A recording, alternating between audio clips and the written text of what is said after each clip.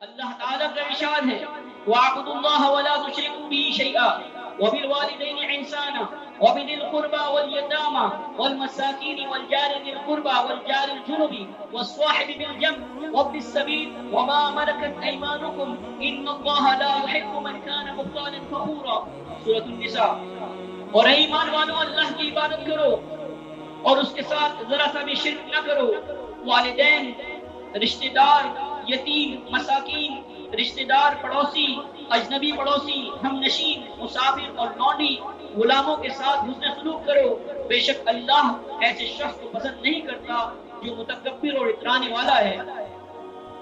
انفاق کی فطری ترتیب یہی ہے کہ پہلے اپنے قریبی ضرورت مند رشتہ داروں سے ابتدا کی جائے، پڑوسی رشتہ داروں کی ضروریات کا بھی خیال رکھیں۔ یتیموں اور مساکین پر خرچ کرنا بھی نیک عمل ہے۔ جو مسافر کسی بھی بستی میں پہنچ جائے وہ بھی ضرورت مند ہونے کی صورت میں مدد کا مستحق ہے۔